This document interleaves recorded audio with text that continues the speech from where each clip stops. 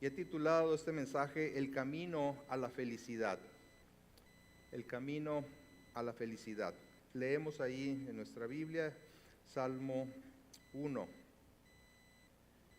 Bienaventurado el varón que no anduvo en consejo de malos, ni estuvo en camino de pecadores, ni en silla de escarnecedores se ha sentado, sino que en la ley de Jehová está su delicia, y en su ley medita de día y de noche.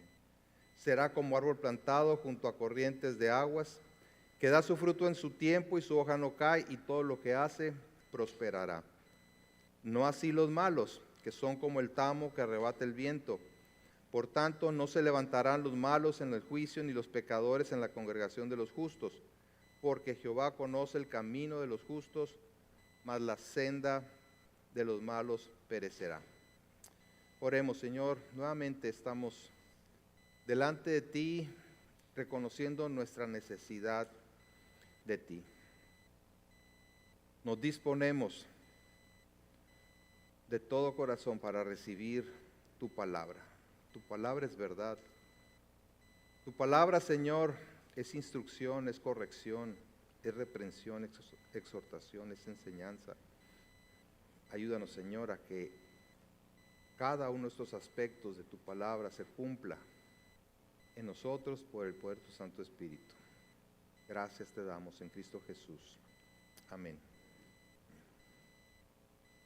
El Salmo 1 constituye una magnífica introducción al libro de los Salmos, conocido también como el libro de alabanzas.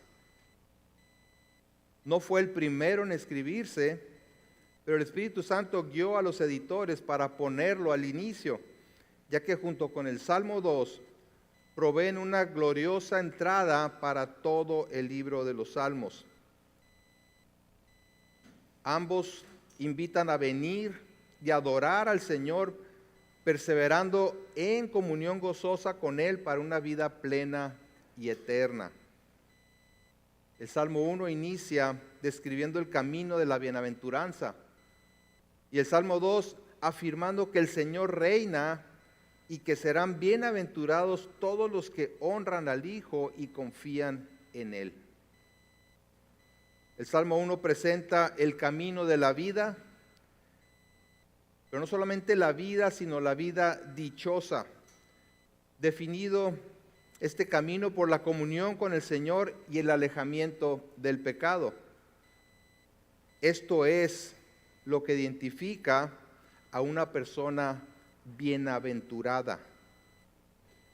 Y bienaventurado es una palabra que en el original implica un estado de plenitud continua. Significa no solamente felicidad, sino una dicha superlativa, algo así como sumamente dichoso. En español usamos la terminación ísimo, como en buenísimo. Se refiere a alguien plenamente realizado que disfruta de una verdadera paz en su interior. Esta palabra se repite al menos 26 veces en todo el libro de Salmos, lo cual nos da una idea de la importancia del concepto de vida plena expresado en los Salmos. Y esto es comprensible, pues ¿quién no desea verdaderamente ser feliz? ¿Quién no desea la felicidad? En realidad, todos buscamos la felicidad. Todos buscamos la prosperidad en sus diferentes aspectos. El ser humano continuamente está procurando ser feliz. El problema está en la manera en que las personas creen que conseguirán la dicha plena. Creen que conseguirán esa felicidad y satisfacción total. ¿En qué o en quién buscarla? ¿Cómo hacerle para encontrar el camino que conduce a una realización plena? Una universidad muy conocida por ustedes tiene como lema por la realización plena del ser. Esto transmite la idea de que a través de la preparación académica se puede llegar a la realización plena. Estudia y vas a ser pleno, tener una vida plena. Y así como esta declaración, pudiéramos hablar de cientos de conceptos relacionados con la obtención de una vida dichosa. El escritor de Eclesiastés lo presenta de manera muy vívida. Y parafraseando y resumiendo parte de los capítulos 1 y 2, dice: he probado en la sabiduría, en el conocimiento, en agasajar mi carne con vino, en la diversión, en edificaciones grandiosas, en plantación de viñas y árboles de todo tipo, crianza de ganado, en tener muchos siervos y siervas, acumular plata, oro, tesoros, cantores y todo lo imaginable. En todo he probado, he buscado la felicidad. ¿Y ustedes creen que la búsqueda de la realización en todo esto es exclusiva de Salomón? Si somos honestos y suficientemente humildes, podremos reconocer la propia tentación de buscar la felicidad en algunas de esas cosas. Muchas de ellas no necesariamente malas. Pero observen la conclusión a la que llega.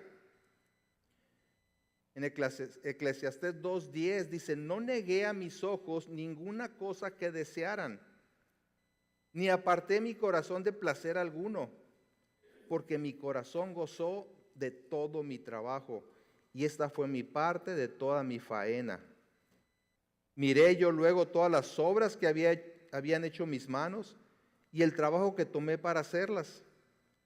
Y he aquí, todo era vanidad y aflicción de espíritu, y sin provecho debajo del sol. He probado de todo, y al final de los días he llegado a la conclusión de que nada de eso produce una verdadera satisfacción y no tiene ningún provecho aquí en la tierra. Esa es la realidad de creer que la verdadera felicidad la encontramos en lo que este mundo ofrece. Entonces, ¿dónde? ¿O en qué? ¿O en quién encontramos la felicidad? Veamos, el Salmo 1 presenta el contraste entre aquel que va por la vida en comunión con el Señor y el que lo hace apartado de Él. Presenta dos caminos, uno que conduce a la vida fructífera, plena, próspera y eterna, y el otro que lleva a la inutilidad, a la condenación y eventualmente a la perdición eterna. El camino del justo y el camino del impío, el camino de la vida y el camino de la muerte, el camino angosto y el camino ancho. Así que veremos en primer lugar el camino del bienaventurado y en segundo lugar el camino del que se aparta de Dios. El camino del bienaventurado se distingue, de acuerdo al salmista, tanto por lo que evita como por lo que hace. Y pongan mucha atención, tanto por lo que evita como por lo que hace. Dice: bienaventurado el varón que no anduvo, sino que, ¿verdad? Sino que. Veamos en primer lugar lo que una persona bienaventurada evita. Versículo 1, bienaventurado el varón que no anduvo en consejo de malos, ni estuvo en camino de pecadores, ni en silla de escarnecedores se ha sentado. Y las tres frases completas muestran tres aspectos de alejamiento de Dios. No necesariamente en un sentido progresivo, e indican acciones llevadas a cabo o que se están llevando a cabo. Anda o anduvo. La palabra varón se refiere al género humano, así que incluye a toda persona. Así que mujeres no digan: no, pues eso es para los varones, ¿verdad? Para los hombres. Dice: no anduvo en consejo de malos. Bienaventurado el varón que no anduvo en consejo de malos, o no anda en consejo de los impíos, como dice otra traducción. Es decir, la persona dichosa es aquella que cuida su mente para no adoptar el pensamiento de los incrédulos, de los que no creen ni temen a Dios. Y el consejo de los malos no solamente se refiere a lo que es abiertamente contrario a los principios divinos, sino también a las sutilezas del humanismo imperante en el mundo y que es contrario a la palabra de Dios. Tiene que ver con lo que escucha, con lo que lee y la manera en que esa filosofía va impregnando su mente. Adopta poco a poco la cosmovisión del mundo, la forma de pensar del mundo, la forma en la que piensa la gente que no toma en cuenta la voluntad de Dios. Muchas veces, y aún sin darse cuenta, ya está impregnado su pensamiento de la filosofía del mundo en todas las áreas de su vida, en la educación, la cultura, el arte, la moda, la ciencia, el entretenimiento. Andar en el consejo de los malos es dejarse guiar por ese pensamiento que va en contra de la palabra de Dios. Vayan a subir a Isaías capítulo 30, por favor. Y aquí el Señor hace una amonestación muy fuerte para los que se apartan del consejo de Dios. Isaías 30, versículo 1.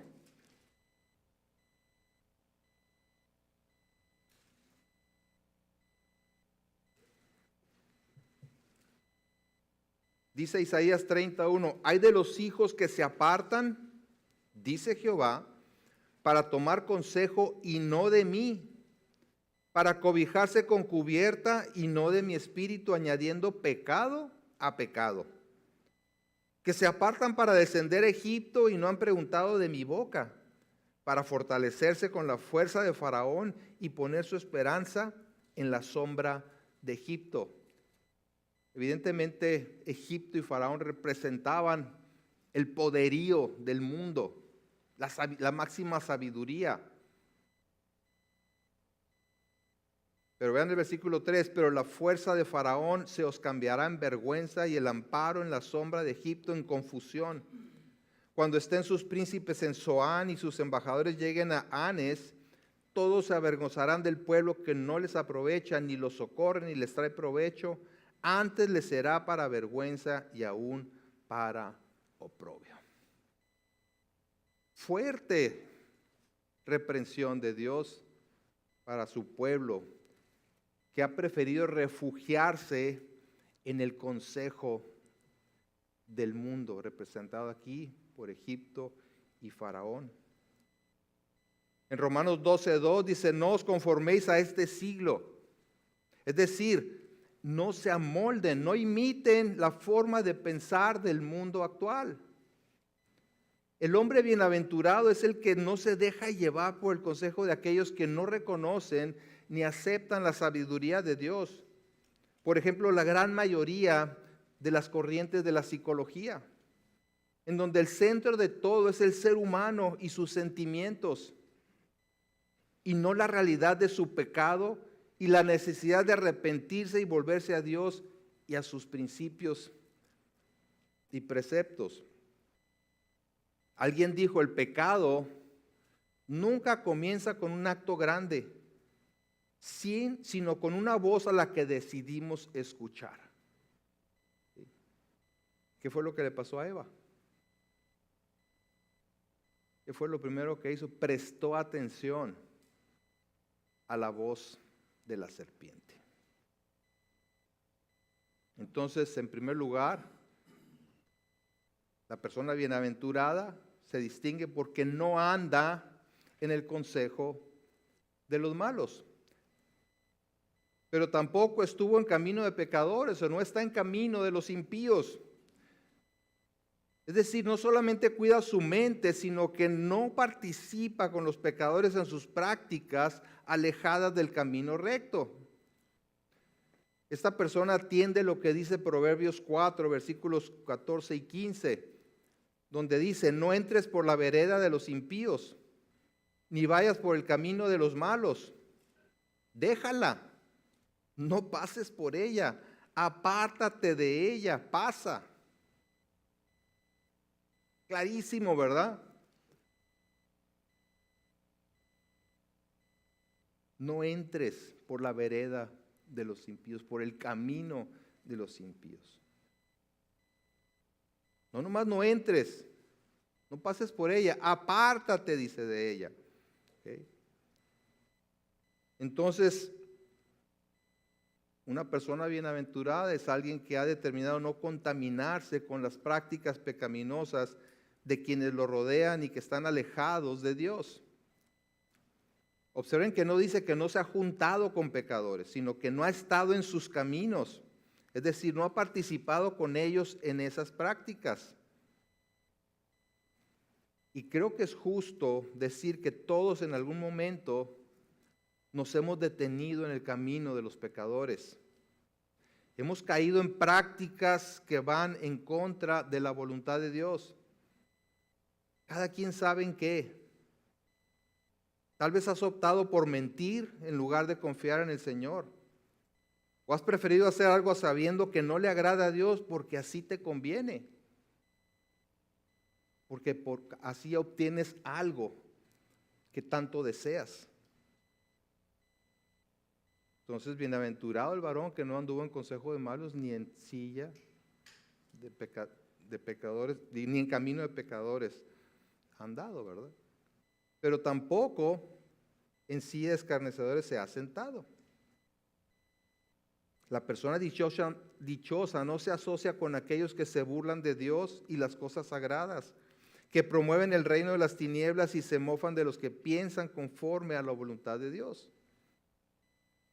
Un ejemplo de esto, de un hombre así, con esa determinación, ese carácter, lo encontramos en Juan el Bautista, quien en lugar de sentarse con Herodes, consintiendo en lo que hacía, lo confrontó por su pecado. ¿Y qué fue lo que le pasó? Cuello, literal, o sea, le cortó la cabeza, le mandó cortar la cabeza. ¿Sí? Incomodaba a su mujer con la que estaba adulterando. Entonces, cuando habla de sentarse con ellos, quiere decir hacer causa común con ellos, participar de su escarnio hacia Dios y su palabra. ¿Y quién puede afirmar que nunca ha participado con los impíos en algunas de sus causas o prácticas? Vean la declaración del salmista en el Salmo 26, vayan al Salmo 26, versículo 1 al 5.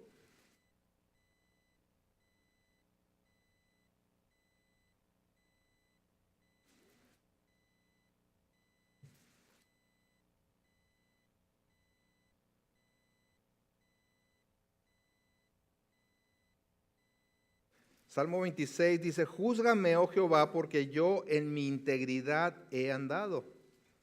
He confiado a sí mismo en Jehová sin titubear. Escudriñame, oh Jehová, y pruébame. Examina mis íntimos pensamientos y mi corazón. Porque tu misericordia está delante de mis ojos y ando en tu verdad. No me he sentado con hombres hipócritas, ni entré con los que andan simuladamente. Aborrecí la reunión de los malignos y con los impíos nunca me senté. Esa es la actitud de un verdadero cristiano, de alguien que profesa ser cristiano y debe manifestar. No me he sentado, no entré, aborrecí. Insisto, no se trata de nunca juntarnos con los incrédulos. En ese caso no les podríamos predicar el evangelio. Más bien se refiere a no ser parte de su estilo de vida, a no consentir en su burla hacia Dios y su palabra. Entonces, la verdadera felicidad inicia con evitar ciertas cosas. Pero no es lo único, porque no basta con evitar, sino que es necesario hacer algo. Veamos el versículo 2. Sino que en la ley de Jehová está su delicia, y en su ley medita de día y de noche. Entonces vemos la conducta, en primer lugar la conducta del justo, y ahora el deleite del justo. Lo que una persona bienaventurada hace, evita y hace. ¿Y qué es lo que debe hacer? Perseverar voluntaria y placenteramente en la enseñanza e instrucción divina. Dice que medita en la ley del Señor de día y de noche.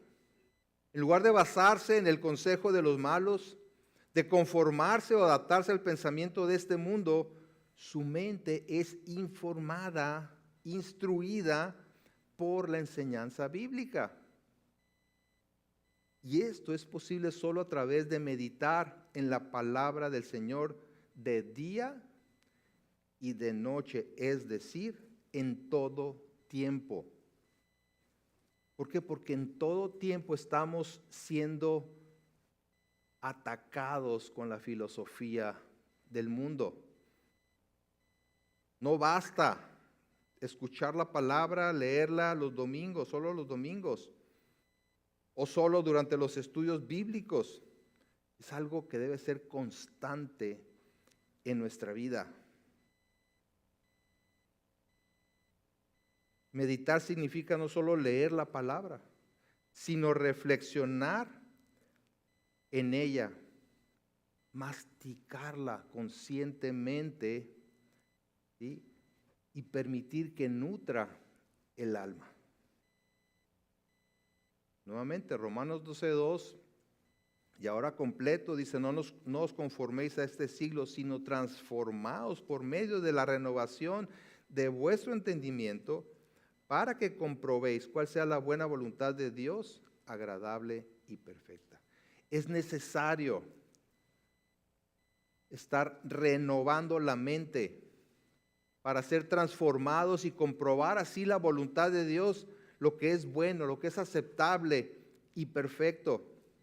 Insisto, vivimos constantemente bombardeados con filosofías contrarias a los principios divinos, ya sea a través de los medios, los programas, las películas a las que nos exponemos y las pláticas de incrédulos a nuestro alrededor. Y la única manera de contrarrestar eso es perseverando en la meditación de la palabra de Dios, saturándonos de la verdad. Pero no solo se trata de meditar en la palabra. Dice el salmista que es necesario encontrar deleite en ella. En la ley del Señor está su delicia. Cuando habla de ley del Señor, se refiere a toda la Escritura. Y en ella, el hombre bienaventurado, la persona bienaventurada encuentra su deleite. Porque una cosa es saber la palabra y otra encontrar deleite en ella. Es decir, encontrar satisfacción en la enseñanza bíblica, en la voluntad de Dios, abrazarla como la verdad y ser impulsados a vivir lo aprendido con gozo y confianza. Es decir, obedecerla. ¿Sí? Esta actitud es la que vemos expresada en muchos de los salmos. Les pongo dos ejemplos. Salmo 119:97 dice: oh, cuánto amo yo tu ley, todo el día es ella mi meditación. Amo y por lo tanto me deleito en ella de vez en cuando. Así dice. ¿Cuándo? Todo el día es mi meditación. Y el mismo Salmo 119:103 dice: cuán dulces son a mi paladar tus palabras, más que la miel a mi boca. De tus mandamientos he adquirido inteligencia. Por tanto, he aborrecido todo camino de mentira.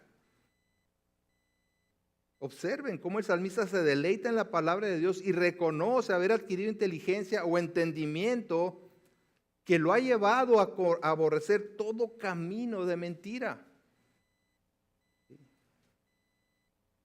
Estás tan inmerso y deleitándose en la palabra de Dios que ha llegado a aborrecer todo lo que es contrario a la palabra de Dios. Entonces esto implica una acción, leer y meditar en la palabra. Una actitud, deleitarse en las verdades contenidas en la palabra. Y un resultado, aborrecer el camino de mentira, aborrecer la falsedad. La lectura, meditación, estudio de la palabra de Dios siempre debe motivarnos a hacer algo. Cuando Moisés murió, Dios comisionó a Josué para tomar posesión de la tierra prometida, asegurándole que estaría con él siempre. Pero lo anima a esforzarse y ser valiente y le dice cómo. Vamos a Josué 1:8, por favor.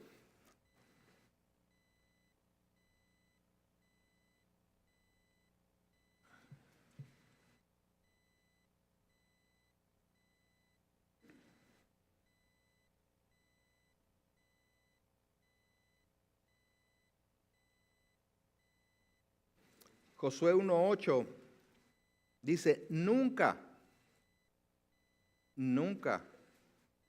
se apartará de tu boca este libro de la ley, sino que de día y de noche meditarás en él. Aquí está otra vez ese concepto, ¿no? De constancia, de permanencia, de perseverancia en la palabra.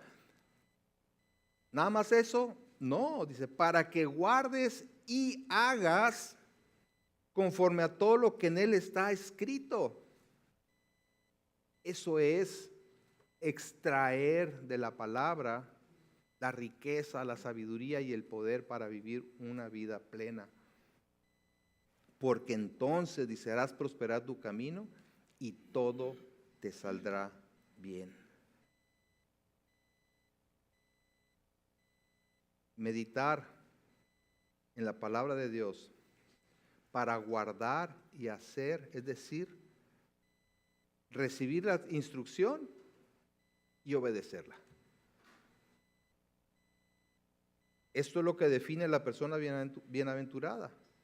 Encuentra su deleite en la palabra de Dios, porque por ella conoce no solo la verdad, sino al Dios verdadero.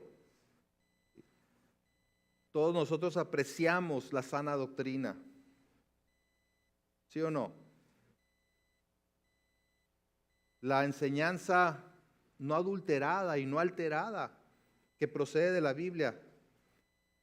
Pero eso debe traducirse en una vida que refleja lo que hemos creído, lo que estamos creyendo. No solo guardar, no solo recibir, sino hacer. Conduce a una vida de continua santificación, de continuo crecimiento en el carácter de Cristo. Y eso es lo que el Salmo 1 presenta como resultado de una vida apartada del pecado y perseverando con gozo en la palabra del Señor. Así que veamos la imagen del hombre bienaventurado, de la persona bienaventurada. En el versículo 3, será como árbol plantado junto a corrientes de aguas, que da su fruto en su tiempo y su hoja no cae y todo lo que hace prosperará. El salmista ilustra la vida del que evita asociarse con el pecado y encuentra su deleite en obedecer la voluntad de Dios mediante la imagen de un árbol que está plantado junto a corrientes de agua. Que no le falta el agua. ¿Y cómo es un árbol al que no le falta agua? Permanece verde, frondoso y da su fruto en su tiempo, dice aquí. De la misma manera, todo aquel que se ha mantenido apartado del pecado y se nutre y deleita en la palabra de Dios, será como un árbol frondoso y fructífero. ¿Cómo no va a serlo si está siendo regado y nutrido continuamente con la palabra de Dios? ¿Por qué muchas veces, en lugar de reflejar el carácter de Cristo, el fruto del Espíritu, nuestra vida refleja lo contrario? Por lo que dice Pablo, ¿verdad? En Gálatas, en su carta a los Gálatas, que va relacionado con esto. Digo pues, anden en el Espíritu y no cumplan los deseos de la carne. Andar por el Espíritu es precisamente perseverar en la palabra del Señor, meditando y deleitándose en ella y siguiendo los medios de gracia que ha provisto para los creyentes. Y entonces el fruto del Espíritu se manifestará a través de su vida. ¿Y en qué consiste ese fruto del Espíritu? Amor, gozo, paz, paciencia, benignidad, bondad, fe, mansedumbre, dominio propio. Esto describe a una persona que vive en plenitud. Habla de una vida que da fruto y que prospera en todo lo que hace. Evidentemente esta prosperidad no significa necesariamente en lo económico o en su vida profesional y personal. La idea que transmite es la de avanzar en su vida espiritual y emocional, en esa realización plena de una persona bienaventurada en contraste con la inestabilidad y fragilidad del que no sigue el consejo de Dios. Y eso es lo que presenta el salmista como contraste. A diferencia de los que buscan a Dios y perseveran en su palabra, llevando mucho fruto y viviendo una vida dichosa, están los malos que se caracterizan por no tener valor alguno y ser sumamente inestables. Así que veamos ahora el camino del impío. Ya vimos cuál es el camino de la bienaventuranza. Ahora el camino del impío, dice el versículo 4, no así los malos, que son como el tamo que arrebata el viento. Está estableciendo el contraste, la comparación. El varón bienaventurado evita andar en el pecado y persevera en la palabra de Dios con deleite. Y será como ese árbol frondoso y fructífero. Pero el malo no va a ser así. Es decir, los malos no son como esos árboles frondosos y fructíferos que prosperan en todo. Más bien se caracterizan por haber abrazado un pensamiento contrario a la palabra de Dios, vivir practicando el pecado y burlándose de todo lo que es santo. Son, dice el salmista, como el tamo o la paja, la cascarilla del trigo que es separada del grano, aventada por el viento y desechada porque no tiene valor alguno. Y así es como limpiaban el grano de trigo separándolo de la pajilla que lo envuelve. Golpeaban el trigo para desprender el tamo, la pajita, y después lo aventaban al aire para que el mismo viento se llevara la paja y el grano cayera separado. Ahora hay métodos más industrializados, pero básicamente es lo mismo, ¿sí? Pasar por algunas corrientes de aire para que separe el grano de la paja. Dice que no tienen utilidad para el reino de Dios y son arrastrados por todo viento de filosofía extraña y alejada de las enseñanzas bíblicas. Pensemos en esto, aún los logros de este mundo carecen de valor eterno. No tienen que ser malas prácticas para carecer de valor. La gente se afana e invierte su vida en lograr algo aquí en este mundo. ¿Y para qué? Para que con el tiempo, ¿sí?, nada de eso tenga valor alguno. Esa fue la conclusión de Salomón, ¿o no? ¿Sí? Pero lo más grave no es la inutilidad de los impíos, sino su destino. Observen la conclusión del salmista en el versículo 5. que habla de la desolación del impío. Dice, por tanto, no se levantarán los malos en el juicio, ni los pecadores en la congregación de los justos. Las personas que no toman en cuenta a Dios en su vida pueden parecer sabias a los ojos del mundo. El mundo le rinde pleitesía. El mundo lo sigue. Por más disparates que digan muchas veces. Pueden tener mucho éxito y fama.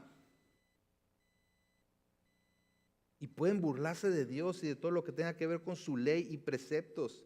Pero llegará el día en el que tendrán que dar cuentas a Dios, el juez justo. Y no habrá manera de salir bien librados. No podrán sostenerse ante el tribunal de Dios. Cuando dice no se levantarán, realmente está hablando de eso. No podrán sostenerse por el peso de su culpa delante de Dios. Su muerte será decretada porque la paga del pecado es muerte. Así que la búsqueda del placer y la felicidad fuera de la comunión con Dios puede parecer de momento algo bueno, disfrutable, pero llegará el día en que haya que dar cuentas a Dios. Y los incrédulos no solamente serán declarados culpables, sino que serán excluidos para siempre de la compañía de los justos, aquellos que van a ser salvos. Verán a los creyentes entrar en el reino y ellos mismos serán aventados como paja que se la lleva el viento para ser quemada. Vean la declaración de Juan el Bautista con relación a Jesucristo cuando venga y separe el trigo de la paja.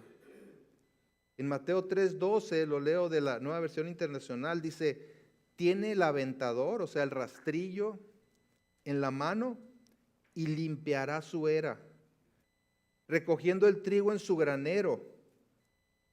La paja, en cambio, la quemará con fuego que nunca se apagará. En el día del juicio, los incrédulos serán separados y echados al infierno. Esto nos habla de que los impíos y los justos se dirigen por caminos distintos y opuestos. Vean el versículo 6. ¿Cuál es el destino de unos y de los otros? Porque Jehová conoce el camino de los justos, mas la senda de los malos perecerá. Y cuando dice el Señor conoce, habla de una identificación, habla de familiaridad, de una relación cercana que implica cuidado. El Señor tiene cuidado de los suyos. Aprueba y se complace en el camino de los justos, de los que viven en comunión con Él, apartados del mal y perseverando en su palabra. Y por tanto prosperará ese camino y terminará bien. Pero el camino de los impíos conduce a la ruina. Es el camino al cual se refirió el Señor Jesús diciendo que es un camino espacioso que lleva a la perdición. Es decir, en uno de los caminos está el Señor, pero en el otro no lo está. No está en la vida del impío ni en su destino. Y no es cierto eso de que todos los caminos al final llevan al mismo lugar. Dice el Salmo que el camino de los malos perecerá. Y evidentemente no se refiere a que todo se acabará al final de esta vida como algunos quieren pensar. Porque perecer es una palabra que implica destrucción. Y el Señor Jesucristo habló claramente acerca de ese destino. En Mateo 10:28 dice, y no temáis a los que matan el cuerpo, mas el alma no pueden matar. Temed más bien a aquel que puede destruir el alma y el cuerpo en el infierno. Hay un destino muy claro, muy terrible para el que se aparta de la comunión con Dios. Tal como hemos visto, el Salmo 1 promete una vida plena, una vida dichosa y eterna para todo aquel que se aparta del mal y encuentra su deleite en la palabra del Señor, perseverando en ella en todo tiempo. Pero también advierte que seguir el camino de los malos conduce a una vida inútil, terminando en juicio y ruina eterna. Entonces la lección es muy sencilla, ¿no? Pues ¿quién no desea ser muy feliz? ¿Quién no desea ser realizado en esta vida? Pero hay un problema. Y el problema es que nadie, absolutamente nadie, ha vivido ni puede vivir completamente apartado del mal y perseverando con gozo en la ley del Señor en todo tiempo. Que ese sea nuestro deber es una cosa, pero que podamos afirmar que hemos andado y andaremos por ese camino es otra. Observen bien lo que dice: bienaventurado el varón que no anda, no se detiene, no se sienta con los malos, sino que en la ley del Señor se deleita y medita en ella en todo el tiempo. ¿Quién ha cumplido con esto? ¿Quién puede cumplir con esto? Si somos sinceros, todos hemos andado en algún momento en consejo equivocado, hemos detenido nuestros pasos donde no debíamos y nos hemos sentado donde Dios no es honrado. Entonces, ¿a quién está escribiendo el salmista? ¿Quién ha podido cumplir con esas características de una persona piadosa? ¿Quién absolutamente se ha mantenido apartado del pecado? ¿Quién ha encontrado su deleite total en la ley del Señor y determinado a hacer su voluntad? Ya lo saben, ¿verdad? Solo Jesucristo. Y es para eso que Él vino. Mateo 5:17 dice: no penséis que he venido para abrogar la ley o los profetas. No he venido para abrogar, sino para cumplir palabras del Señor Jesucristo. Y en Juan 6:38 dice: porque he descendido del cielo no para hacer mi voluntad, sino la voluntad del que me envió. Cristo es el postrer Adán sin pecado, que se hizo hombre para vivir la vida que no podíamos vivir, deleitándose siempre en el cumplimiento de la voluntad del Padre. En Juan 8:29 dice: porque el que me envió conmigo está. No me ha dejado solo el Padre, porque yo hago siempre lo que le agrada. Yo hago siempre lo que le agrada.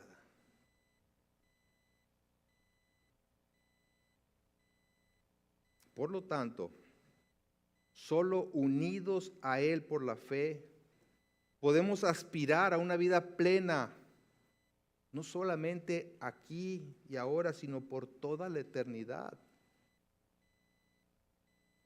Jesús dijo que separados de Él nada podíamos hacer, y solo permaneciendo en Él y Él en nosotros podemos llevar mucho fruto. Vayan a Juan capítulo 15, versículo 4.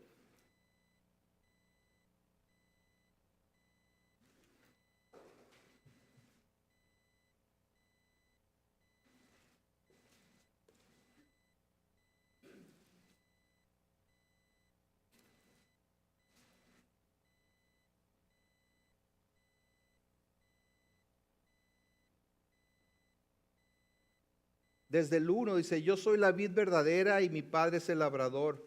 Todo pámpano que en mí no lleva fruto lo quitará, y todo aquel que lleva fruto lo limpiará para que lleve más fruto. Ya vosotros estáis limpios por la palabra que os he hablado.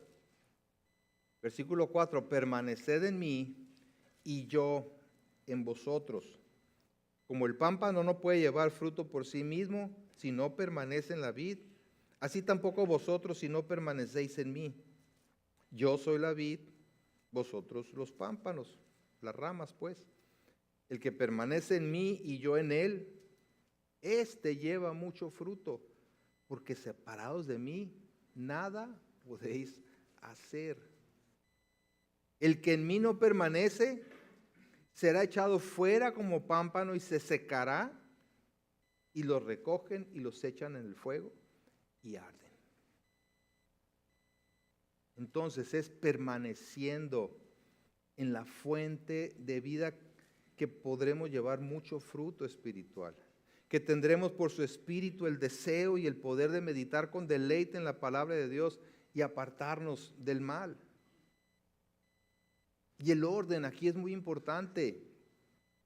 Empieza con beber de la fuente de agua que brota para vida eterna. Cristo es ese manantial de agua que nunca se agota. Cristo es esa vid eternamente verde y fructífera. Y si nosotros estamos unidos a Él por la fe, también llevaremos mucho fruto. Entonces encontraremos deleite en comunión con Él y su palabra. Y nuestra mente y afectos serán cambiados para vivir apartados del mal y por el contrario, haciendo todo para la gloria de Dios. Es en Cristo que somos, por su justicia, esas personas que no tienen mancha en su haber.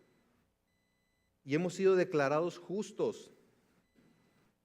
Es en Cristo que hemos renacido para una esperanza viva, como dice Pedro, para obtener una herencia incorruptible, inmaculada y que no se marchitará, que está reservada en los cielos.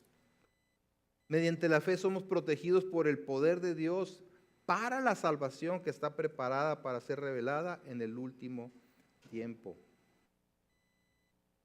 Jesús dijo que Él vino para dar vida en abundancia. Por tanto, es en Él que podemos ser verdaderamente dichosos, plenamente realizados, seguros de que el Señor conoce nuestro camino y nos dirige con fidelidad a la vida abundante y eterna, porque Él así lo ha garantizado. Porque la obra que Él comenzó, la perfeccionará hasta el día de Jesucristo.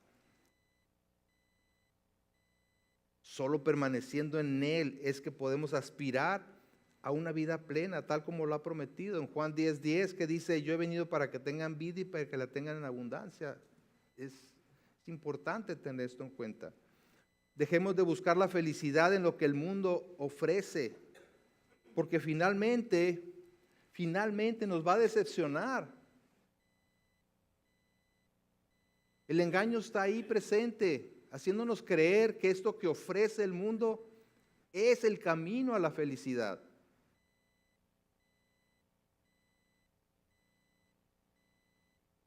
Y a veces será hasta que nos encontremos con el Señor que nos daremos cuenta que era todo un engaño. Porque entonces Él dirá: apártense de mí, hacedores de maldad. Nunca los conocí. Mejor acudamos a Cristo y su palabra para beber de esa agua que brota para vida eterna.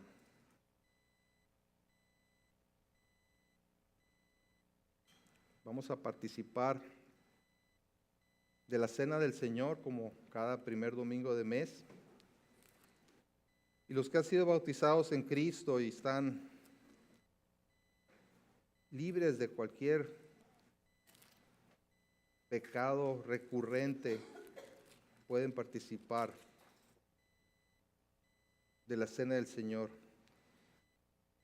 Antes de que pasen por los elementos, quiero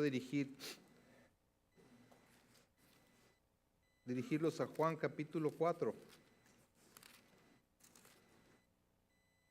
Y en esa conversación que Jesús tuvo con la mujer samaritana,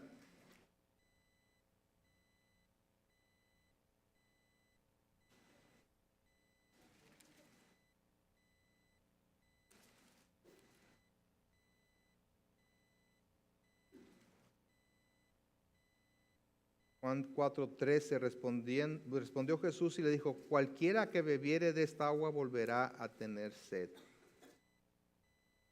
Ella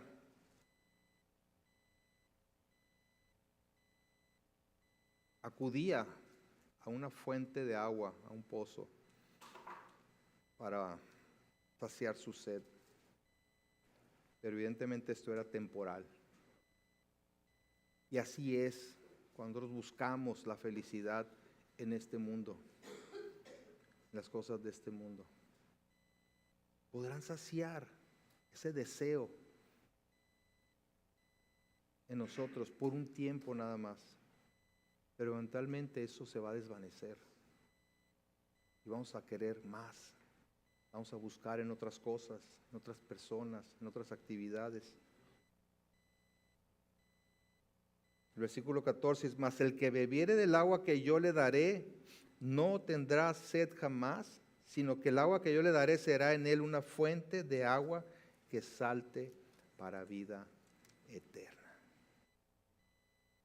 La mujer dijo: Señor, dame esa agua para que no tenga yo sed, ni venga aquí a sacarla. Oh Señor,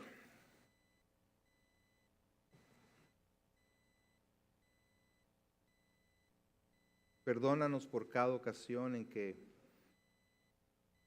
nos hemos apartado de ti para buscar la felicidad, la satisfacción, la plenitud en las cosas de este mundo. Aún en personas, aún en la misma religión.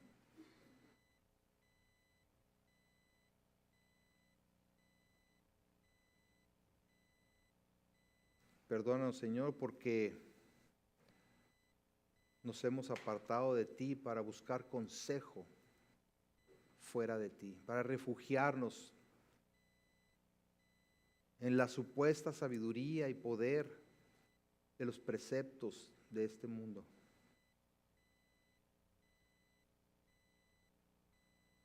Y ayúdanos, Señor, a reconocer que solo tú tienes palabras de vida eterna, solo tú tienes de esa agua que brota para vida eterna. Y si hay alguien aquí que hoy tu Espíritu Santo le está hablando y convenciendo de pecado, permite, Señor, que se arrepienta de caminar lejos de ti, apartado de tu voluntad.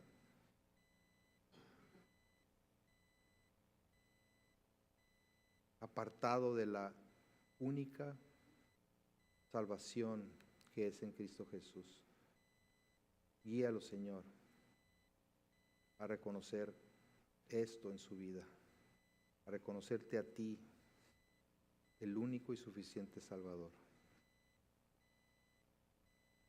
Gracias por tu Espíritu Santo que nos recuerda la necesidad de buscarte, no eventualmente, sino momento a momento, de tener esa sed del siervo que brama por las corrientes de las aguas, que anhela la comunión contigo, Señor.